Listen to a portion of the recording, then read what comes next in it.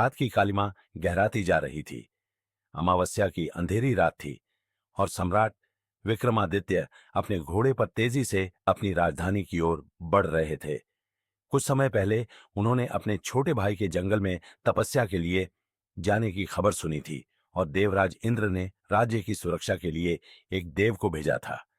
जब विक्रमादित्य लौटे तो उन्हें पता चला कि इंद्र द्वारा भेजे देव ने किसी को भी राजधानी में प्रवेश से रोकने का आदेश दिया था।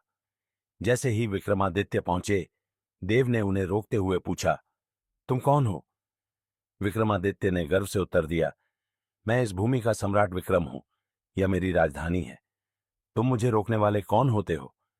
देव ने गंभीर स्वर में कहा, मुझे देवराज इंद्र ने यहां की सुरक्षा हेतु भेजा है। सुना है कि सम्राट विक्रमादित्य शक्तिशाली योद्धा है। मुझे सिद्ध करो कि तुम ही सच्चे विक्रमादित्य हो। दोनों के बीच भयंकर युद्ध हुआ और अंततः विक्रमादित्य ने देव को परास्त कर दिया।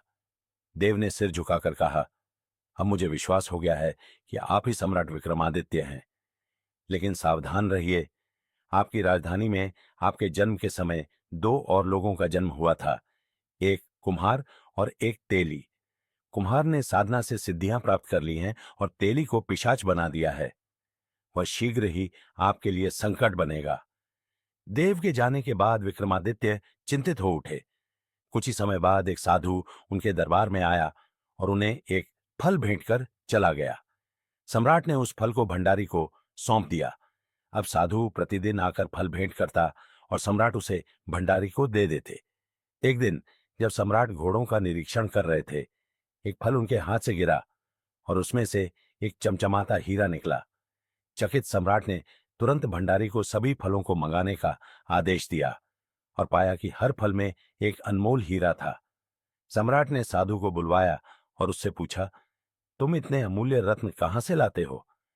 साधु ने विनम्रता से उत्तर दिया, महाराज, ये रत्न मैंने अपनी सिद्धियों से प्राप्त किए हैं। मेरी साधना गोदावरी नदी के किनारे शमशान में पूरी होनी है। अंतिम रात में मेरी सहायता करे तभी मेरी सिद्धि पूरी होगी। विक्रमादित्य, जो गहरे तक इसे समझ रहे थे, सहमत हो गए और साधु से कहा, जब समय आएगा मुझे सूचित करना।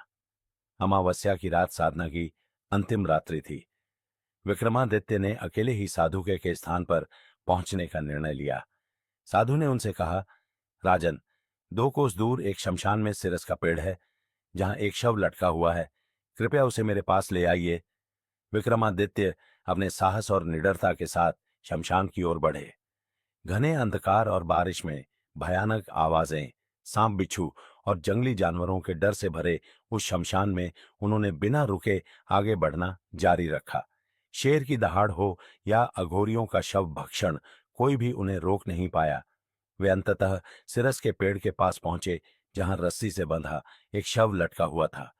विक्रमादित्य ने अपनी तलवार से रस्सी को काटा और शव को अपने कंधे पर डाल लिया। जैसे ही विक्रमादित्य शव को लेकर चलने लगे, शव ने कहा, हे राजन, मैं बैताल हूं। मैं आपके साथ चलूंगा, पर मेरी शर्तें हैं। पहली शर्त यह कि मार्ग में तुम एक शब्द भी नहीं बोलोगे। दूसरी, मैं तुम्हें कहानियां सुनाऊंगा। यदि तुमने उत्तर दिया तो मैं वापस पेड़ पर जा लटकूंगा। विक्रमादित्य ने उसकी शर्तें स्वीकार कीं और बैताल ने अपनी पहली कहानी सुनाना शुरू किया। आगे की कहानी जानने के लिए शैतानी दास्तान को सब्सक्राइब जरूर करें। मिलते हैं कल इसके अगले भाग के साथ।